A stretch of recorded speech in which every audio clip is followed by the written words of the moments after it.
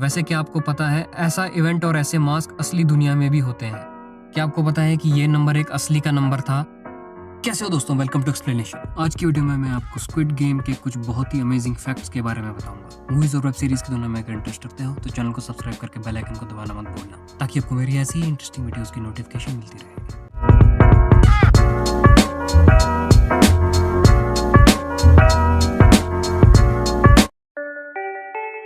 Netflix की 2021 की most popular series squid game के चर्चे हर जगह हो रहे हैं, और होंगे भी क्यों नहीं, ये सीरीज है ही इतनी अमेजिंग। कुछ ही हफ्तों में ये सीरीज नेटफ्लिक्स की one of the most watched series भी बन जाएगी, इसमें कोई डाउट नहीं है। जब मैं अपनी पिछली स्क्विड गेम की हिडन डिटेल्स की वीडियो बना रहा था, तब मुझे बहुत से इंटरेस्टिंग फैक्ट्स देखने को मिले जो आपको चौंका के रख देंगे। तो चलो शुरू करते हैं फैक्ट नंबर 1 से। इस सीरीज की सबसे पहली गेम थी रेड लाइट ग्रीन लाइट, और इस गेम में ये डॉल रोबोट भी थी। क्या आपको पता है कि ये सिर्फ इस सीरीज के लिए नहीं बनी थी, बल्कि ये एक रियल डॉल है, और ये डॉल फुल्ली मेटल से बनी हुई है, जो कि जिन चेओन नाम के एक म्यूजियम में है जो साउथ कोरिया में है। और इस डॉल को स्पेशली रेंट पर लिया गया था सिर्फ इस सीरीज के लिए। वैसे इस डॉल का नाम है मुगुनगुआ। जब गी हुन जीत कर बाहर आता है, तब वो अपना अकाउंट चेक करता है, और वहां पर हमें उसका बैंक अकाउंट नंबर भी दिखता है। ये अकाउंट नंबर एक असली का नंबर है, और ये अकाउंट शो के एक प्रोड्यूसर्स में से एक का था। शो के हिट होने के बाद फैंस ने इस अकाउंट में पैसे डोनेट करना शुरू कर दिया, और बहुत से फैंस ने एग्जैक्टली 456 अमाउंट में डोनेशन किया था। आपको तो याद ही होगा कि 456 गी हुन का नंबर था। हर गेम के शुरू होने से पहले आपने एक म्यूजिक को सुना होगा। वो म्यूजिक साउथ कोरिया के स्कूल्स में बहुत ही ज्यादा कॉमन है, जहां बच्चों को फ्लूट पर ये म्यूजिक सिखाया जाता है, और शो के डायरेक्टर ने भी बचपन में ये म्यूजिक बजाना सीखा था, इसलिए उसने हर गेम के पहले ये म्यूजिक को यूज करना सही समझा। सबसे ज्यादा डिफिकल्ट और शॉकिंग गेम थी ये ब्रिज गेम। शो के बिहाइंड द सीन्स में हमें ये पता चलता है कि ये ब्रिज सिर्फ 1.5 मीटर की ही हाइट पर था, लेकिन सीजीआई की हेल्प से वो डिस्टेंस ज्यादा बना दिया गया। क्या आपको पता है कि हालांकि वो ग्लास नकली थे, लेकिन वो जंप का इम्पैक्ट नहीं झेल पाते थे, और कुछ तो ऐसे भी थे कि टूट जाते थे, और इसी का डर सभी एक्टर्स के चेहरों पर दिख रहा था। जो सीन्स हमें ब्रिज गेम में दिखे, उसमें उन सब के चेहरों पर डर असली था और ना कि एक्टिंग, और इसी वजह से वो सीन्स बहुत ही ज्यादा रियल लग रहे थे। इस अमेजिंग शो को बनाया है हवांग डोंग-ह्यूक ने। इस शो की स्क्रिप्ट उन्होंने लिखी थी 2008 और 9 के बीच, लेकिन उस टाइम पर उनकी फाइनेंशियल कंडीशन इतनी ज्यादा खराब थी कि पैसों के लिए उन्हें लैपटॉप भी बेचना पड़ा था। और हवांग का ये भी मानना था कि ये स्टोरी 2008 के टाइम के लिए ठीक नहीं थी। उसके ऑलमोस्ट 10 साल के बाद नेटफ्लिक्स ने ये स्क्रिप्ट देखी और उस पर पैसा लगा दिया। 2019 में इस पर हवांग ने काम करना शुरू कर दिया, और पहले 2 एपिसोड्स लिखने में उन्हें 6 महीने का टाइम लग गया। उस समय इस शो का नाम था राउंड 6, और साथ में मैं ये भी देखकर हैरान हो गया कि इस शो का क्रिएटर, राइटर और डायरेक्टर एक ही इंसान है, हवांग डोंग-ह्यूक।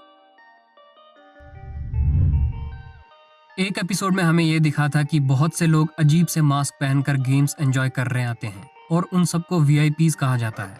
वैसे क्या आपको पता है ऐसा इवेंट और ऐसे मास्क असली दुनिया में भी होते हैं? 1967 में दुनिया की सबसे रिचेस्ट फैमिली रॉथचाइल्ड फैमिली ने एक सीक्रेट पार्टी ऑर्गेनाइज करवाई थी कुछ स्पेशल लोगों के लिए, जिन्हें एलिट्स कहा जाता था। इस पार्टी में बहुत से अजीब चीजें होती थी, जैसे कि वेटर बिल्लियां बन के आते थे, ड्राइड कछुए टेबल पर रखे जाते थे, और साथ में बहुत सी अजीब सी चीज और भी होती थी जो मैं आपको यहाँ नहीं बता सकता। इस एलिट पार्टी की कई सारी फोटोज सामने आई हैं, और इस फोटो में ये आदमी है सैल्वाडोर डाली। आपको मैं ये बता दूं कि सैल्वाडोर डाली की ही शक्ल पर मनी हाइस्ट के मास्क बेस्ड है, और सैल्वाडोर डाली एक बहुत ही कमाल के पेंटर भी माने जाते थे।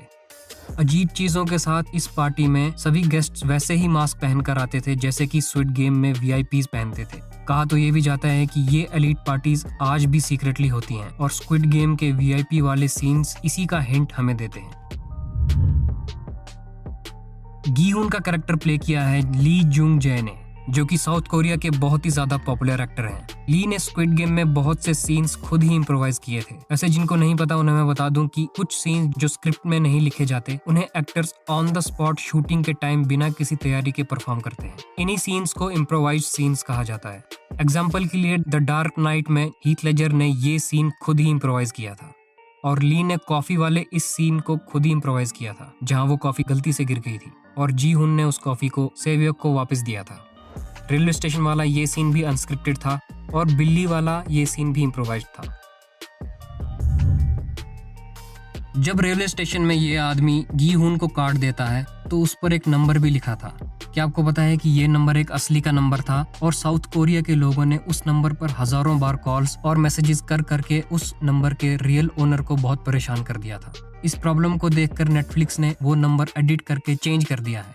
वैसे उस फोन नंबर के रियल ओनर को साउथ कोरिया के कई लोगों ने 50 लाख रुपए देकर खरीदने का ऑफर किया है। मतलब क्या कमाल की किस्मत है। सभी कंटेस्टेंट्स की ग्रीन यूनिफॉर्म डायरेक्टर ने इसलिए चूज की थी क्योंकि वो खुद भी स्कूल में वैसी ही यूनिफॉर्म पहनता था, और गार्ड्स की रेड जैकेट इसीलिए चूज की क्योंकि कलर व्हील में ग्रीन का अपोजिट होता है red. Red light green light वाले गेम में सभी 456 प्लेयर्स ने पार्टिसिपेट किया था और वो सभी 456 प्लेयर्स असली एक्टर्स थे। अगर डायरेक्टर चाहता तो सीजीआई से आसानी से उन सभी कैरेक्टर्स को क्रिएट कर सकता था, बट डायरेक्टर को रियल इफेक्ट ज्यादा पसंद है और इसीलिए ये सीरीज इतनी ज्यादा कमाल की है। लास्ट गेम शुरू होने से पहले आखिरी 3 कंटेस्टेंट्स को एक ट्रायंगुलर टेबल पे बिठाया जाता है। ये डायरेक्टर का एक सिंबॉलिक हिंट था इल्यूमिनाटी के लिए, जिससे डायरेक्टर ये कहना चाहता था कि इल्यूमिनाटी दुनिया में बहुत सी अजीब सी चीजें कर रही है, और वो फ्लोर भी चेस बोर्ड की ही तरह था। चेस और इल्यूमिनाटी की स्टोरीज तो हमने बहुत बार पहले सुनी हुई हैं।